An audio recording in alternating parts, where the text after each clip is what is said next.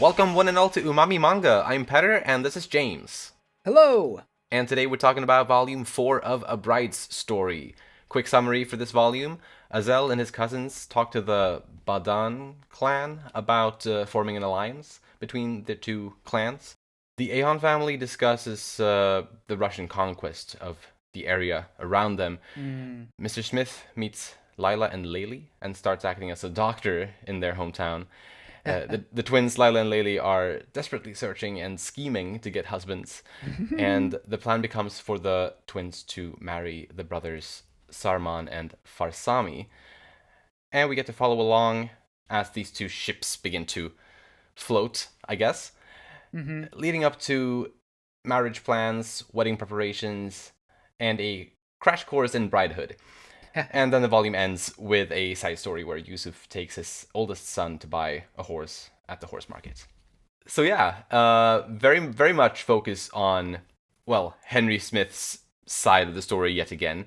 Even though he himself wasn't present all that much, but it was still, I guess, his area of the story. Right. This is kind of what I expected with Volume 3, to be honest. I felt like he was just going to be there, and then we would see the story play out with a different character. I wanted it to happen eventually, but I just didn't think it was going to be the third volume where he would find a love interest in a way. Right. But yes, the focus is in his part of the world at this point. Definitely. Just with him in the background. For sure. And something that I didn't really expect to happen this soon, or kind of this early into the manga, was for it to really go away quite a lot from Amir and Karluk. Oh, okay. Because their roles in this volume especially was incredibly small. True. So True. that's something that I think I was kind of expecting to happen at some point, but I didn't really see it happening this soon. But I don't mind it. It's fun to get some variation in setting, variation in characters and stuff like that. Yeah.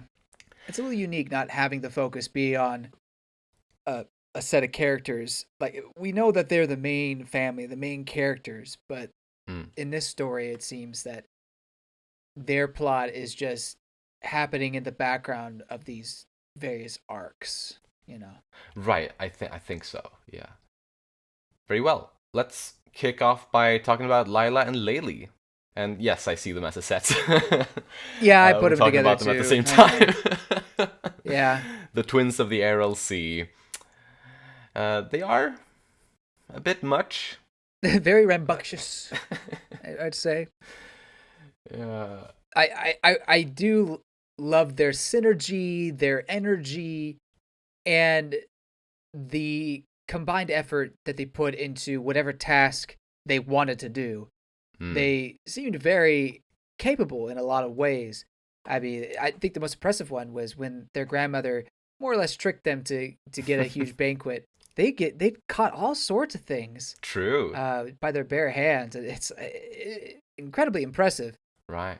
But most of the time, they use that energy, at least now in this age, to have a chance encounter with their dream fellow. Exactly. Yeah, they are very adamant about that. To find themselves grooms, and their standards are very high in terms of a lot of things, really. Wealth, looks, and a lot of things like that. Sheep. And the lengths that they go to in order to get their men is obviously absurd. It's pretty hilarious. It is. It's I love funny. one of my favorite moments. I mean, besides the throwing the fish and things like that, is when they hear about one of their aunts who went to her own like kind of drastic measure to get the groom of her choice, and they're like, "Oh my gosh, that's a great idea!" And the mom's like, "Don't you dare! I know what you're thinking." Yeah, that's really bad influence. Oh goodness. Yeah. But you mentioned like some of their capabilities and the things that they actually do seem to be quite good at, or like just in general, like good deeds that they are able to pull off, among admittedly a lot of not so great deeds that we see them do in this volume. and like the way Yeah. that they speak in certain ways, and like they're Yeah. really kind of standards that are not where they ought to be, perhaps, in terms of what they're looking for, what they feel like they should have. Either way, something that I really did like from them was really their introduction, where they saved Henry Smith, Ah, because they were in the boat fishing, I guess, and they saw him fall into the water, and it just without hesitation they both leap into the water to save his life. I thought that was very very sweet. yeah. And that was, I believe, before they got the idea to like con people that way, because it seemed later on that they got the idea to con people after having gone through the experience with Smith. That's true. They were kind of lamenting the fact that he wasn't some rich uh local prince for them to milk, you know. Yeah. But they sure tried after that. Sure tried. Oh yes. But I do find it pretty beautiful how they both have a bit of a turnaround as they each actually start to like their respective fiancés, Yeah. kind of as they spend time with them, since those brothers are not wealthy. So to see No. these twins who seemed very keen on finding someone wealthy actually start to like someone that isn't, is a sweet thing. Right. And then there's the whole looks thing, about like they wanted to find someone who was good looking. Personally, Hmm. I I think those two brothers are perfectly fine looking.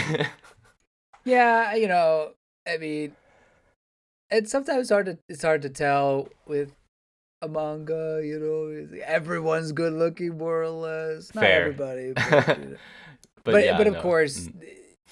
it I agree with you that they're drawn very well. Right. At least decently. Um, I do feel kind of bad for them in that, well, them being both Laila, Leily, and Sarm and Sammy, in that, for one, the twins are dreaming about grand princes and things like that. They're dreaming big, Oh yeah. but deep down they knew, just as the brothers knew, that they would be betrothed to each other. They just kind of felt like it was going to happen. Right. Yeah. But I agree with you. It was sweet to see their opinions change, and it's kind of the history of arranged marriages, is that Hmm. once you're in that situation, it doesn't always pan out that way, of course, but once you're in that situation, you can kind of discover the good sides of people and end up actually really liking them. Not that I would ever advocate it for today, of course, but No. I think that for a time, and in some cases, it actually was a romantic way of meeting someone, Hmm. but obviously just not for our day and age. Yes. No, I agree. But it is very convenient, while I guess also pretty sweet in a way, that there's no love triangles or anything like that occurring That's true. between these. Like the pairings come very naturally, and like it aligns very nicely. Uh, Yeah, I honestly thought we were gonna see the other pair go on a date and to see what would happen there, but they kind of just paired them off, and then we, they were good with that. I was like, all right, hey, that works. They didn't switch. right. I At least we didn't see that. Maybe they did, but precisely. they never said they did. I imagine that they would But have paired off the other way around as well, off page. But yeah, we definitely didn't see it, so yeah, we can't say for sure. if they did, which it would make sense that they did, Yeah. it's kind of a shame we didn't see it. I would have liked to have seen the Mm. comparison, the differences, and maybe that would have made the mess that you're grateful that we didn't have. But I don't know. I mean, they both seem Mm. pretty content with who they chose, Yeah. and they like each other. So it would have been interesting to see why they didn't choose the other one. Right. No, I agree. Not in a mean way, of course, but just maybe like, No. I'm just not feeling the vibes. Precisely, to see It's the not. difference in chemistry between the characters, Yeah. and especially since particularly Laila and Leily are very much alike. Like there's no denying that. Yeah. So it would be, I guess, extra interesting to see how they would react differently to the two brothers. Mm-hmm. But yeah, it is very funny and very sweet to see how they like both Laila and Leily. I kind of feel sorry for the other one, thinking that they got the better guy. I love that moment It's so very much. cute. I got the better guy. It was so great. It's adorable. So great. Uh, Speaking of Sarm and Sammy, I just want to throw out that they do a great job of kind of accommodating, well, particularly Sarm, who accommodates for Lila and says, I'll promise to, you know, get a lot of sheep like you want, do anything you ask. I can't change my looks. I would if I could, but I can't. Yeah. But he's very accommodating for her, and I thought that was I don't know, a really good move on his part. Yeah. I hope that Lila also tries to be accommodating in the same way, but Yeah. I feel like they're both young. I'm sure they'll grow up. Precisely. I'm sure like that trait of Laila and Leily is most likely Mm-hmm. going to mellow out, or like they're going to mature more, Yeah, and yeah, not always be the way they were portrayed here in all with all of those types of traits. yeah. And it was with Sami, probably Sami. I love how it was the spear fishing that got Lily to really start liking him. Yeah. But also the Riz, like the man like whips out a pearl, is like, I saved this for my future wife. Right. Since it's you, here you go. It's like, oh, uh, well, and actually, I say Riz, that yes, that was a good move, but maybe Sar maybe one upped him with the kiss that he did. right. I mean, look, she wasn't specific about where she wanted to be kissed. No. Although I think when I read that, I figured, oh yeah, like the cheek or something like that. He just went straight for it. I It's mean, like, straight for the lips. I think I was actually, or in my mind, I was actually like Saruman was there. I was also just imagining a kiss on the lips, even though maybe yeah. I Yeah. mean, Oh, okay. evidently she thought it was wrong, but yeah, she could have been more specific. And Oh no, totally. also, ultimately, I don't think she really minded it. No, I don't. Yeah, probably part of that's just embarrassment, of course, Mm, mm. in the situation. But like I said, that the Riz, that's part of the reason why she got the better guy. But did she get a pearl though? Mm, mm. No, Yeah. I think it's gonna work out for them. Yeah, I have a good feeling as well. We also learned that Lila and Laylee have barely spent any time apart from one another in their whole lives. True. Uh, so I think it'll like now that they're getting married, I think it'll be interesting to see how that might affect them. Like since Yeah, they'll likely be spending more time apart now than they ever have before. So I think it'll be a good experience for them, and it'll be interesting to see if and how they could grow from that. Uh, Plus, it won't be too, but like they won't be separated by a long distance or anything like that. They'll have each other close by anyway, but still, they will be spending less time together. I think people's circumstances do change them, their Mm, personality. Unlike some people, I do believe change is possible. for sure. And I think these two, because of maybe who they marry and then where they end up living and the responsibilities that we placed on them, I think maybe they may end up maybe have a differing personalities, opinions, and mindsets and whatnot. But maybe not really quick, and maybe we won't even see it in the next volume. But either way, I do agree with you that Mm. they'll become more of their own person as they grow up. Right. Definitely hope so. I was gonna talk about, I guess, the marriage situation. Mm, Once that happens, I guess I should say the living situation.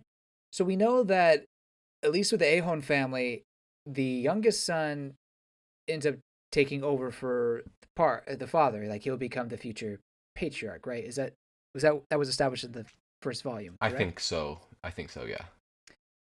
So then, and we know that one of his sisters, Karlik's sisters, brought her husband into their family. So he's living there with them. Hmm. I don't know exactly what happens when Karlik gets older or but it's not entirely clear to me. So what happens with this family as well with the twins?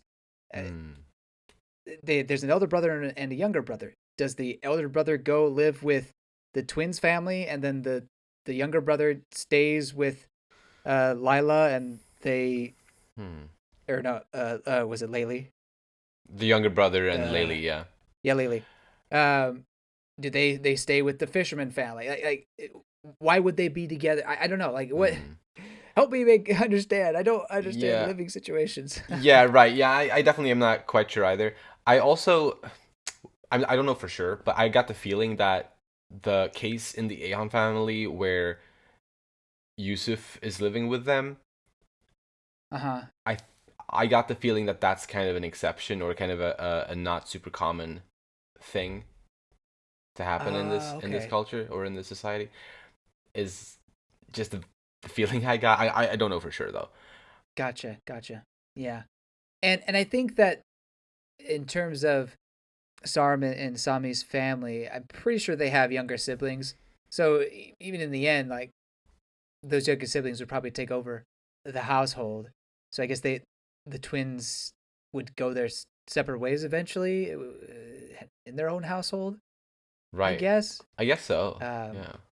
but I don't understand why you couldn't stay with the mom. Really, I would guess I don't that know. they're probably not in a rush to leave their parents necessarily. Uh huh. Yeah. But who? What do I know? So the village in the RLC, Munak, something like that. Something like that. Yeah. It's a thriving fishing industry, but obviously, as we discussed in the previous, or we mentioned in the previous discussion, the RLC is gone. Nowadays, yeah. Uh huh. It's dried up. Mm-hmm. If I understand that the sea, as it says in the volume, the sea got its water from the snow. Well, apparently, the snow in the mountains, I should clarify. But apparently, the Soviets ended up using the source, that water source from the tributaries and whatnot, for irrigation and things like that. Oh. And I guess there was other maybe potential harmful chemicals that were being used and whatnot, and that ended up causing the Arrow Sea to dry up because the source was Really? just not providing enough. So that's the reason? Yes, as far as I understand. What? So the what? I had no idea that it was something so, I guess, specific that would have caused the Aral Sea to dry up. Yeah, you would think, oh, it was climate change or something like that, and I guess you could argue maybe there is a bit of that, but according to my research, Uh huh. but let me double double check. Uh, Yeah, it was Soviet Union issues. Interesting. Do you know if it was during this conquest or if it was at a later time that this started happening? Later time, I believe, like I see. think post World War II, to be honest. Oh, that recently. I see. Interesting. Hmm. Ah, god damn it. The disappearance of the lake, as they call it, was no surprise to the Soviets. They expected it to happen long before. Oh. As early as 1964, they explained it was part of the 5-year plans approved by the Council of Ministers. Nobody on a lower level would dare to say a word contradicting those plans, even if it was the fate of the Aral Sea. So they Huh. were pretty committed to it. Man. Some Soviet experts apparently consider the Aral to be nature's error. And a Soviet engineer said, it is obvious to everyone that the evaporation of the Aral Sea is inevitable. Wow. Gosh. These guys. That's oh my goodness. Phew. Well, well, Yeah. So that that was all in the 60s that these people were talking. So huh. Dang. there you go. Interesting. It was part of the Soviet government plan for cotton or white gold to become a major export. So they used rivers and tributaries and whatnot that eventually led to Arrow Sea drying up. Anyway, so yes, that's what happened. Wow. And I tried to see if there was an actual Moonak town there. I didn't find the Moonak name. I Gotcha. did find one that was called Moynak. Ah, Obviously, that's probably not how you pronounce it. Or Moynok. Moynok is an O instead of an A before the Q. gotcha. And you can go there and see the previous like sea level, where the lake used to be, and Mm-hmm. there's like a museum to it and whatnot. No one is, or not no one, but the population has much diminished. It is no longer the thriving town that it used to be. Right. Yeah. Understandably. Obviously, Mm. so just interesting to see that, or the comparison with what it was in 1890 whatever Right. versus Exactly. Like it's such recent history now. that all this happened, and it's Yeah, fascinating and it's crazy. very sad. Yeah. So sad. That's all. Alrighty, then let's talk a bit about Henry Smith next. His journey to Ankara is halted as he ends up spending several days or maybe even several weeks, I don't know exactly, in this fishing village that we were just talking about, uh, Mm-hmm. posing as a doctor. And the funny part, I think, is that he seems to be doing such a good job at it that nobody doubts him at all. Yeah. He's very popular as a doctor, despite not being one. It's hilarious. Honestly, I thought it was gonna be a disaster, and I thought they were gonna get really mad. It's like, wait, are you really a doctor? But Yeah, oh especially man, considering like the first impression of the grandpa. But he was quickly turned around on that. makes you wonder how capable Henry really is. Maybe he's selling himself short if he just keeps on finding ways to help out these people. Right, I kind of get that feeling as well, especially considering it's been, or I mean, it seems like he's been helping a lot of people in the town out now by now. Right. They can't all have dislocated shoulders, Right. Henry. So yeah, I mean, yeah, I guess maybe he learned some stuff. Mm-hmm. But yeah, then he is not really in the center for most of the volume. But at the very end of the book, he sort of becomes relevant again as someone found his golden pocket watch. I know, dude. Dude, And like the I fact totally was that talking about that. yeah, and the fact that those pages came even after the afterword was like kind of caught me off guard because I thought like okay the volume is over now, but then came that like it's really like a post credit scene, and I It's very ominous. it makes me wonder if Talas will come back into the story after all, because I hadn't I like know. I hadn't really thought so, but the fact that this continues in some way makes me wonder what what why this was included in the book. Yeah. Since we're talking about it here, I was maybe gonna save for predictions, but Mm, I'll talk about it here. yes. So the man picking up the watch, he seems to be wearing a very specific type of hat, and I and, Mm. and I feel like that could either be a Russian hat or maybe one from Kyrgyzstan, Kyrgyzstan. At least from Hmm. what I could tell, just based on pictures and comparing it to other pictures. Oh, I see. Um, so if it's Kyrgyzstan, if it's just or if it's just like some random guy who's in the area, maybe it could end up reuniting Talus, and Henry in that way. That that could be very sweet. Yeah. But what if it's a Russian who ends Hmm. up finding this pocket watch, and it's like there's an English person out here. Right. What the crap? And some sort of very nefarious stuff starts happening, where they start trying to hunt down Henry. Not sure. Alternatively, maybe the man tries to sell it because it is a gold watch, right? For sure, right. And maybe that not as exciting, but maybe that leads to again the Talus and Henry uh, Hmm. reuniting. But I don't know. Yeah, right. I really don't know. Speaking of his clothing, the only thing I thought of was that it looked like it was more like warm clothing than we're used to seeing, True. which I think makes sense since he's in the desert at night, and deserts become very cold at night time. So I, Yeah. I that was my only observation, though. I didn't really think of like where he could be from, but that is interesting. Um, yeah, I guess there isn't much really that we could know so far, but it was just interesting. I thought that it was addressed again because I personally hadn't really expected it, but now it's got to lead to something, right? Yep. So Yep. that's exciting. Yep. I'm very happy they took that course and it wasn't just Mm, left to the side to never be addressed. absolutely. Moving on next to Pariya. She got to meet that boy again, and I guess she'll get to see him again still. Yeah, well, that's true. Mm. That's true. Even if she doesn't seem to think that she will get to see him. Yeah, no, he's definitely interested. Yeah, Pushing the boy away like she did was hard to see, yeah. because you don't want her to mess up. You know, she's just Mm, very awkward around boys. Just she doesn't know how to act, and mm. it's tough for her. It is. Mm. But she wants to do. Well, obviously she wants a husband, so she Yeah. yeah, it's tough for her. But I'm glad it seems the boy and his father are very accepting of her quirks and Right. attitude. That's very refreshing. Yeah. Either way, I do hope that she apologizes for her mistake of pushing him Yeah, that would be nice to see. when they meet again. Uh Yeah, huh. yeah, it'll make a good impression, I'm sure. I think so.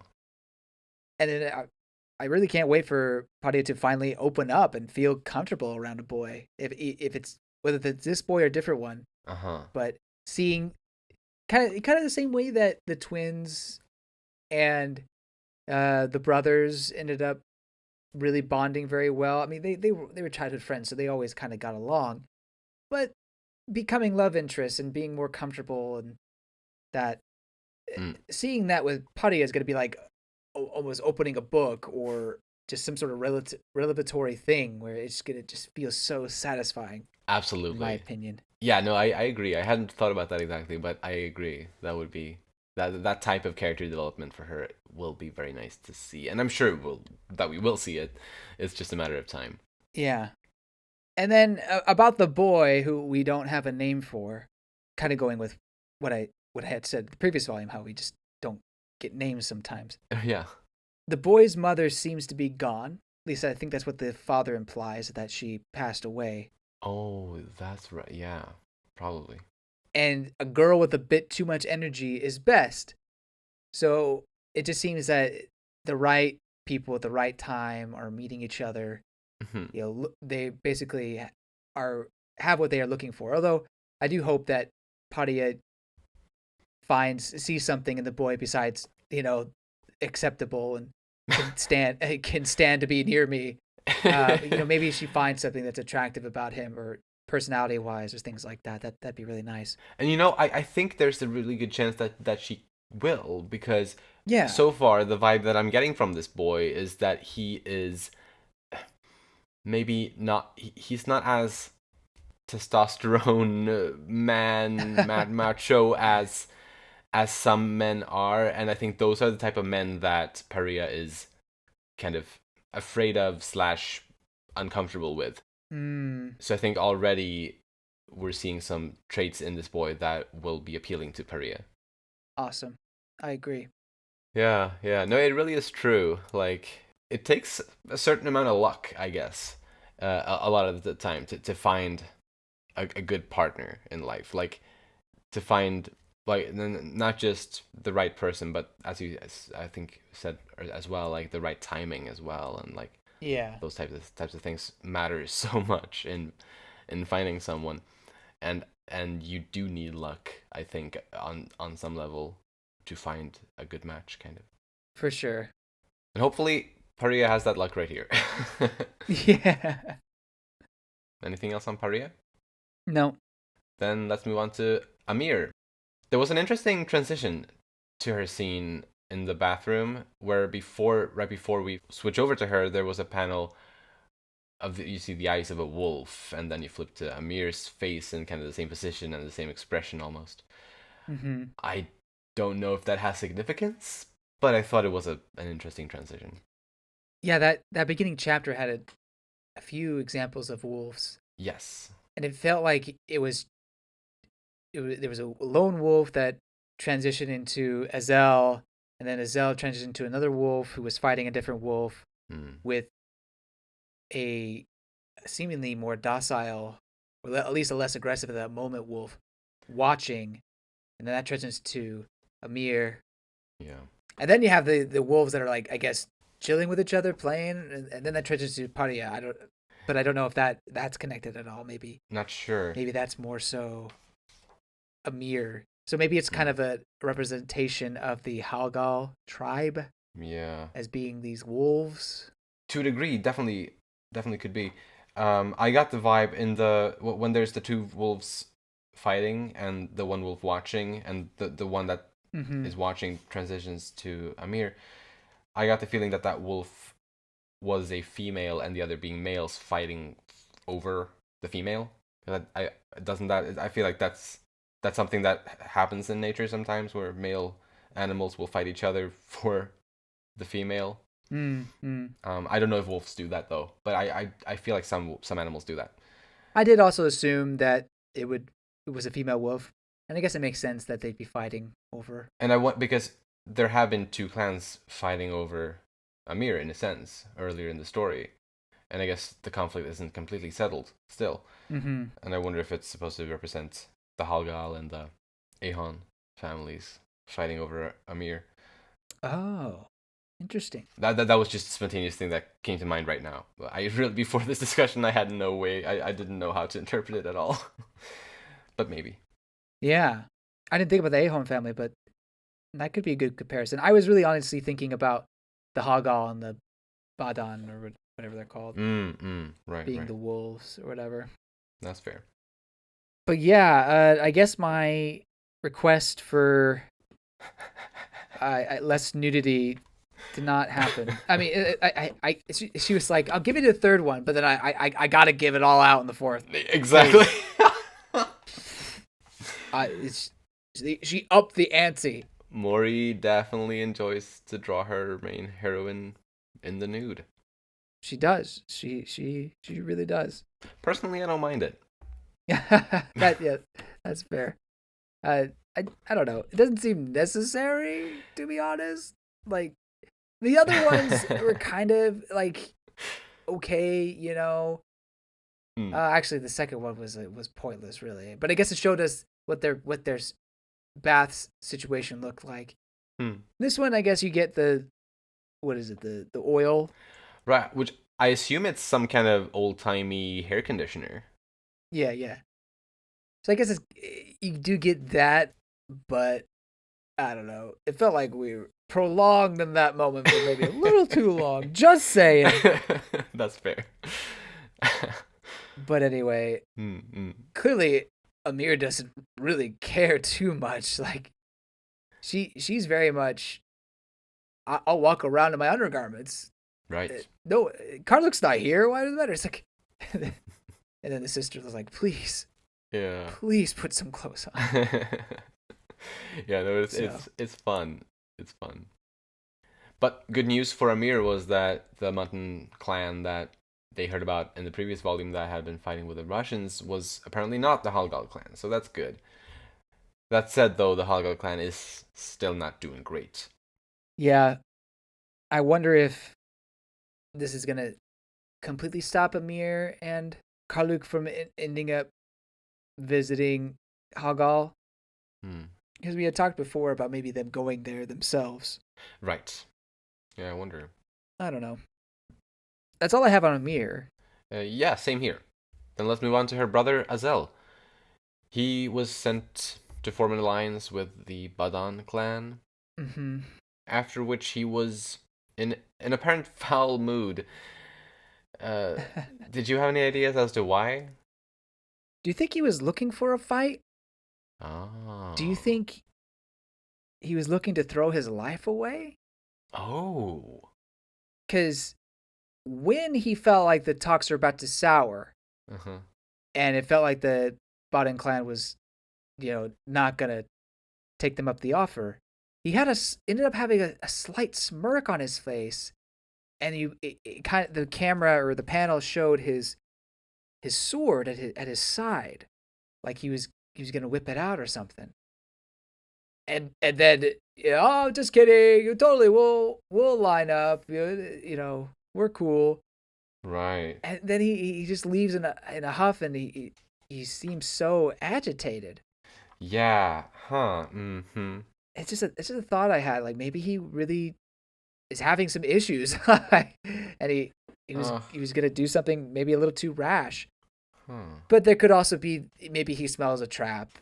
Maybe that's also a thing. But it's that smile that I mentioned. I Right. don't know why you would do that unless you're hoping for a fight. True. That's a good point. I didn't really pick up on that. Huh. So you're thinking like either he just wanted to fight, like to get out some aggression by killing some guys here, or maybe that he is on some level suicidal. I think more so probably the suicidal, maybe, Hmm. Man. because he is kind of being forced to do all sorts of stuff for the clan. True. Maybe he's just tired of that. Yeah. Alternatively, maybe he was going to get out of that. Like maybe he expected to get out of it, but maybe what he wanted was to have there be bad blood between the two, and he wants the Hogall clan to fall. Oh, because he's kind of getting sick of his uncles and whatnot. Yeah, because they've kind of ruined the clan themselves. They used to be a pretty decent people. Was it the father that was the ruler, or somebody was the ruler? Mm-hmm. But ever since that person's passed away, they've been pretty terrible. It seems. Exactly. Yeah, the rulership has switched, and yeah, they got worse after that. Hmm. Yeah. That would be interesting. So right now, that's probably my main course of Hmm. thinking. Right. I think it explains all the points I brought up. Yeah, it could. But maybe there's something suicidal or something. I mean, that's not pleasant at all to think about, of course. But Hmm. yeah, either way, I something's brewing in Azel's mind, and I'm very curious to see what it is. Yeah. I am very pleased with the little bits and nuggets we're getting with him, and I hope she continues to deliver on them. Yeah, same here. I'm very glad that he continues to be relevant and be very fascinating. Like he continues to be an interesting character with the potential of a depth that I'm very intrigued by.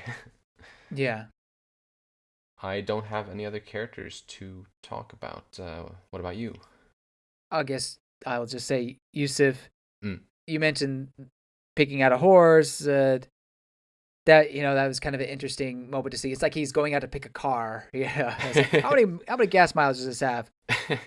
Yeah, that was funny. But it was also funny at the very end. His horse got jealous, and he was like, Yeah. when he said that his son was more precious. What was I supposed to say? Was it a tough spot? Yeah. That was very funny. That was a very good extra chapter, a side chapter. Yeah. I like getting to know the other members of the Ahan family. Yeah. That's it for me. Lovely. Then let's dive into some predictions or some more predictions. We have been sprinkling some into the discussions already, but We have. in the next discussion, I'm sure we will get the I guess we can call it double wedding. uh, Mm-hmm. I think that's for sure happening. Do you think it'll go smoothly, or do you think there'll be a bit of chaos, or is it going to be one or two chapters, sweet, heartwarming moment? All right, let's move on. Or is there going to be some sort of controversy that occurs? Interesting question. I don't think it's going to be too dramatic, but I'm sure there's going to be a degree of chaos, but probably not too much. Like it's not going to I don't think anything is going to be ruined. I like that answer. I like it. I'll agree with that. Sweet. And I guess though I could see it being like more or less half of the next volume, Yeah. something like that perhaps. And after all of that is done with, Henry and Ali will continue their journey to Ankara. Like I'm sure we will see Mm-hmm. the continuation of their journey at least to some extent. And thus I think the story is going to leave Laila and Leily Yeah. either forever or for a pretty long time. Hmm. I wouldn't be surprised if, once Henry and Ollie leave, maybe, a few volumes down the line, we get not necessarily a bonus chapter, but just a chapter saying, "Hey, let's see how the twins are doing." Right, yeah, like a checkup That chapter kind of. kind of situation. Yeah, Yeah, I yeah, would like I that. could totally see that. Hmm. Absolutely. And I think we will for sure see Pariya's, I guess, bride story continue, Hmm. at least to some extent, in the next volume. Yeah, I think she'll apologize, although she'll struggle to do so. I think she will do it, and that will Mm, curry even more favor between them. yeah. And then we will learn the boy's name finally. Oh, yeah, that's a good prediction. I like that one. I hope so for sure. Yeah. Yes. And the afterword in this volume made me think that the next volume will give us some action, like combat type of action of some kind. And I don't think it's gonna be the Halgals and Ahan family again. Like I don't think it's gonna be anything there. But rather I think it may be some conflict between the Halgal clan and the Badan clan as they're trying to settle a pact or um or whatever will happen because they haven't I guess the leaders of the respective clans haven't met yet, and that's bound to happen. And I think there could be some friction there. So you're saying because she mentions a possibility of brief showers of arrows, Yes, I think that's alluding to some kind of conflict. but in the previous volume she said that Amir would catch something. She was joking, and she didn't. So why could Oh, she not be joking here too? I guess. I mean, it could be, but I'm gonna at least grasp at the straws that we have. I appreciate it. I appreciate it. I mean, the other two things she says seem pretty obviously going to happen. The Mm, twins' wedding and the showers of love or whatever it is. The chance of love for Pariya. Love tornadoes. yes. So yeah, I think the most likely place where we could get some fighting potentially, I think, in my opinion, would be between the Halgal clan and the Baran clan. Alternatively, Yeah. we could see something related to either the Numaji or the Russians, either of them causing trouble for probably the Halgal clan, to be fair.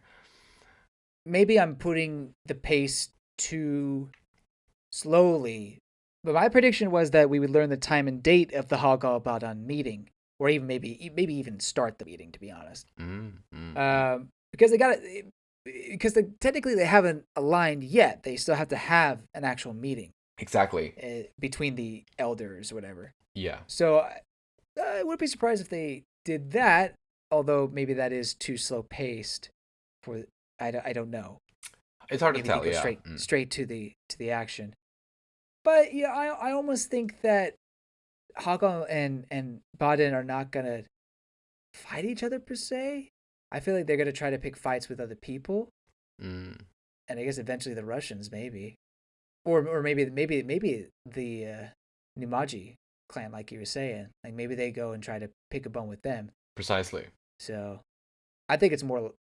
Well, I shouldn't say more likely, but As I was listening to you speak, I think that is definitely at least a good possibility. yeah. I mean, it's hard to completely trust the Baden clan. It seems what. Why were they so willing to accept the alliance? But Mm. maybe they're just really not chill, but uh, friendly people. Right. I don't know. Yeah, I mean, the Badan clan may have enemies of their own that we don't know about, and conflicts that they need help settling that the Halga clan are unaware of. Yeah, and that makes it beneficial for both parties in that case. Right. Hopefully, in the next volume, we will find out if blood really is thicker than water. Yeah. So how thick is that blood? In meaning okay, we're family, but how close are we as I don't know, or like Right. how many generations apart are we exactly? Exactly. Regardless of how close in the family tree they are to one another, evidently they aren't like they've never actually been a family together. So I think it, regardless, is probably going to be a bit tricky. Yeah. But I'm not sure. I kind of get the feeling we may not get a lot of focus on that struggle, perhaps. Uh-huh. But yeah, as for predictions, I don't really have much more. We already really went into my final prediction about the pocket watch, so I am good. Oh yes, yes. But yeah, that was volume 4. I think maybe this was a slightly weaker volume than the first 3, in my opinion. Oh, okay. While I still definitely liked it. I think I enjoyed the first 3 a bit more. Maybe it's because of Laila and Leily. I think they, especially for in the majority of the volume, they kind of rubbed me the wrong way a lot of the time. Just their characters, not the writing itself, but just the way these characters are. Um, but because they were such a big part of the volume, maybe that brought it down for me a little bit. However, I do like the way that they are progressing, so I do think there's potential for the next volume to, well, for me to maybe like it more, as well as the fact that they're not here to stay, most likely, like in the long term. Yeah. I probably should preface though that I don't dislike either this volume or these characters. It's just like I guess I like them less than, I guess, the Ahon family, for example. Yeah, I mean, A-Home family, peak family. No, Right, I mean, they are. I mean, you can't beat Amir at this point for me. And I mean, and Amir and Pariya, they're great. Talis was enjoyable. You know, Yeah. yeah. There's a lot to love and a lot of characters. Like, yeah, I think the first 3 volumes were really, really strong in my opinion. This one wasn't as strong, but it was still definitely good. I really liked it.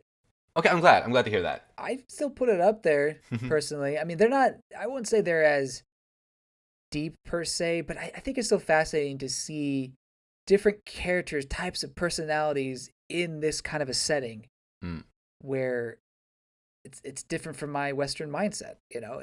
So I don't know. I liked it and find it charming, and I'll be honest, I do kind of like those gremlin characters, kind of, you know. That's fair, absolutely. Mischievous. I mean, maybe in real life it'd be like, oh my gosh, you guys, such a pain. Especially if they were my daughters. I'm like, oh, and there's 2 of them. Where did I go wrong? There's 2 of them. Yeah. But yeah, I mean, I really thought it was charming in the end, and I think this is an 8 out of 10 story so far for me. Lovely. And I think that's up from a 7 out of 10. great. Oh right, yeah. You said 7 last time, and I think I said 8 last time, and I think it remains a solid 8 out of 10 for me as well. Yeah. Great. Well, excited for the next book. If you enjoy our content, you can follow us on Twitter at Umami Manga, and it would be lovely if you'd like to support us by rating our show on the podcast platforms and subscribing to our channel Umami Manga on YouTube. Thank you so much for listening, and we'll see you next time when we'll talk about Volume 5. Bye-bye! See you later!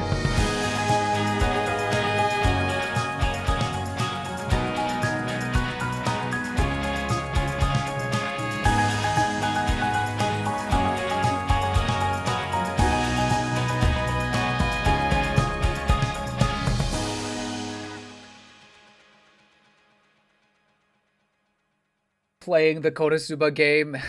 Oh yes. I don't know why I didn't realize it was. I knew it would be a visual novel. I didn't realize it was like a kind of almost a dating visual novel. Ooh. You definitely have endings with one of the girls that you try to get your affinity up with. So it's definitely a visual novel in the traditional sense, but also it's about getting these different outfits and then getting the girls to wear these outfits.